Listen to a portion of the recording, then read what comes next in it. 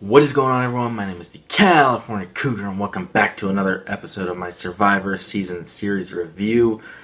In today's episode, we're going to be talking about the 14th season of Survivor, and that is Survivor Fiji. Now, Survivor Fiji, again, 14th season. It was the first season filmed in Fiji, which Survivor later became very familiar with, but let's get right into the season. So, Survivor Fiji is often regarded as one of the more forgettable seasons of Survivor, and it's easy to see why.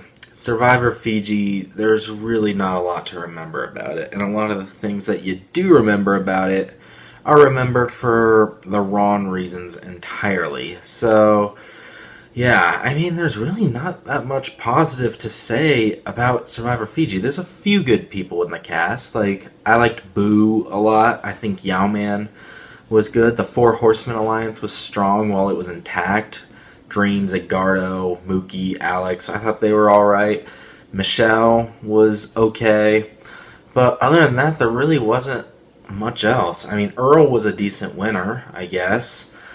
But for being, like, even though he was a decent winner, I mean, he's the first survivor ever to sweep the final jury vote. He got all 9 votes from the jury.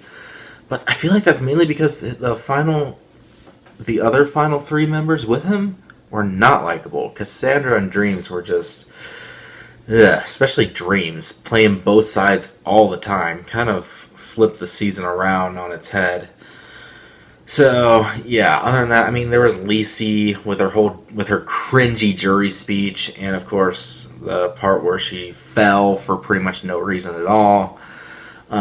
Let's see, who else was there? There was Rocky, his over-the-top antics. Anthony was just kind of there. Poor Gary, the only guy, by the way, or the only person on this cast, by the way, who actually applied. Yeah, fun fact. 19 of the 20 original castaways were recruited for this season. Yeah, no wonder it wasn't very memorable, because the people were recruited. They didn't really have a knack for the game of Survivor, I feel like. I mean, the Four Horsemen Alliance and Earl, kind of, maybe. Yowman, I guess. Yowman was entertaining, finding all his idols and all that. But there really wasn't much else to remember about him. Boo was decent, but again, Gary, Papa Smurf, the only person on the season that actually applied, and poor guy gets sick and has to be medically evacuated. Or I guess he didn't have to be medically evacuated, but he chose not to continue because he felt like it was going to get worse. So, yeah, it was unfortunate to see him go like that. And yeah, that's one of the memorable moments of the season, and it's for the wrong reasons. But yeah, another thing about the cast is there are only 19 of the 20 original castaways actually competed. Yeah, poor girl, the 20th person was a girl who, I don't remember her name. It was Melissa McNulty or something like that. I don't remember exactly what her name was, but yeah, she was supposed to be on the cast. But poor girl had a panic attack and just before filming, and they deemed her unfit to compete, so she was forced to drop. And then, of course, Survivor, since they didn't recruit enough people, I guess, decided not to bring in any alternates. They had no alternates available. I don't know why they didn't have any alternates available. I guess the timing of it was kind of critical as well. It happened just before they were set to start filming. So yeah, I guess that was kind of out of their control, but still, you would think they would have an alternate to come in and replace the castaway that's forced to drop right away. You would think. But yeah, with that out of the way, let's get into some of the reasons why this season sucks. So, first of all, I will say Yowman pretty much carried this season. He was the one that found the idols. This was the first season, by the way, that where they have the immunity idol the way it's played today. It's the first season that has the immunity idol that basically is the same immunity idol that's played today, where you play it after the votes are cast but before they're read. Yeah, basically to counter the OP like immunity idol that was present in Survivor Panama and Cook Islands. Like, to get rid of that, like make it not quite as overpowered. So yeah, I will say I will give Fiji credit for that. It did that. Yao Man did that very well. He was the first person to play the idol correctly like that as well at the final 6 in order to vote off Stacy, I believe. Yeah, Stacy. Who remembers her? Nobody. All right, but anyway, probably let's get into why this season sucks. First of all, one of the dumbest twists I think I've ever seen in the show's history. Haves versus have-nots. So one-sided. And it showed. Look at the challenge performances. I think the Moto tribe, who were the Haves tribe, I think they lost one challenge. One challenge. The whole time. And that had to be because of the Haves versus have-nots twist. They did a tribal switch. And that didn't do anything for the Ravu tribe. Like, that didn't do anything for them. Like, the Moto tribe just dominated the whole time. It didn't matter who was on it. So yeah, like, the Haves basically got like a couch, a bunch of food and stuff. They eventually got a bed as well. It was so bad. So lopsided. It was crazy. Yeah, the whole Ravu tribe just gets voted out, basically. And that's just one of them.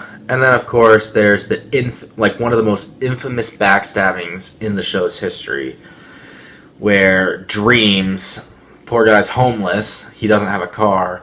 Yao Man wins a car at the car reward. This was the last season to have the car reward as well. Yao Man wins the car reward, decides to give the car to Dreams out of the goodness of his heart, and even go to Exile Island himself when he could have gone on the reward. He decided to send himself to Exile Island instead. More on Exile a little bit later, but yeah, like, he gives up his car to Dreams so that Dreams could have a car. In exchange, what Yao Man wanted is, if he and Dreams both made it to the Final 4, yeah, and Dreams won that immunity challenge, he would give the immunity to Yao Man. That was the deal. It was a very risky deal on Yao Man's part, and it showed because they tried to vote him off that night. It happened at Final 6, and I mentioned already that Stacy was basically idled out because Yao Man played the idol on himself correctly. So, yeah, like, and then after that, I think Yao Man won immunity, or I actually don't remember, but yeah, Yao Man didn't win immunity, I don't think, or did he? I don't remember what happened at Final 5, I really don't, but that's when Boo was voted off. But yeah, like, then the Final 4 happened, Dreams wins immunity, and he decides to hold on to the necklace. And he even votes out Yao Man in the process. He voted for Yao Man. So yeah, one of the biggest broken promises, backstabbings, whatever you want to call it, in the history of the show.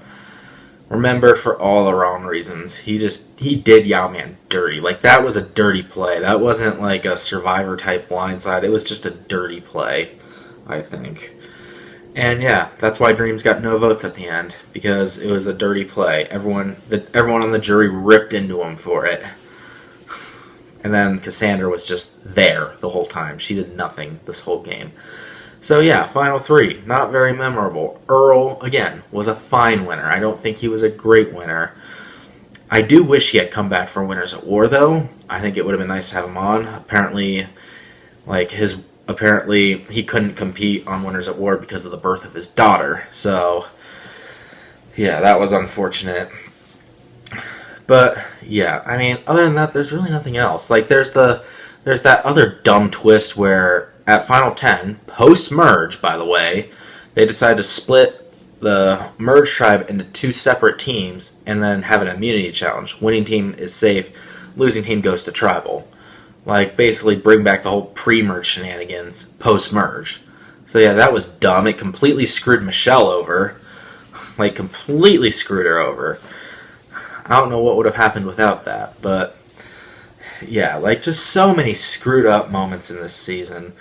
Like, again, you had Rocky. He was entertaining, but he was so goddamn over the top and obnoxious at times. Like, the Four Horsemen Alliance is probably the biggest compliment I can give to this season, because at least they were entertaining, aside from Dreams, who, again, played both sides the whole time. But, yeah, I mean, other than that, there's really nothing else that I can think of that I can remember about the season. Oh, yeah, Boo, unfortunate accident where he tore his ACL, was still able to compete somehow, and actually did very well. He won a couple of immunities, I think. So, yeah, despite a torn ACL, yeah, him constantly injuring himself out there, like even before that, was pretty ridiculous as well. So, yeah, I mean, Survivor Fiji, it's a season, it's there, it exists. Exile Island was whatever. I mean, the whole thing with the idol being back at camp, I mean, that was a nice twist, I guess, where they went to exile, they got the clue, and the clues basically led them back to camp, where they had to search at camp in front of other people. So yeah, they couldn't, like, they had to hide the fact that they were looking for an idol. Like, that was a nice touch, I guess. But other than that, I mean, there's not really much else to say about this season. It's just, this season's really boring. So yeah, with that being said, I'm gonna give Survivor Fiji a score here. It's just not a good season. It's one of the lower tier seasons for sure. I'm going to give Survivor Fiji a 3 out of 10. Alright, so there's my review of Survivor Fiji. Again, it's definitely one of the lower tier seasons for me. Pre-merge was forgettable. Post-merge was pretty forgettable. Cast, for the most part, meh. All the memorable moments, mostly remember for the wrong reasons. It's just a season that's there. It exists. Not really much else to it. So, what did you think of Survivor Fiji? If you've seen it, let me know down in the comments below. Make sure to hit the thumbs up button if you enjoyed this video. And make sure to hit the subscribe button for more Survivor reviews to come in the future. And, yeah, my next review will be for Survivor China. So, once again, my name is the California Cougar, and until the next review, once again, my name is the California Cougar. And always remember to stay California cool. God, I screwed that up so badly. Peace!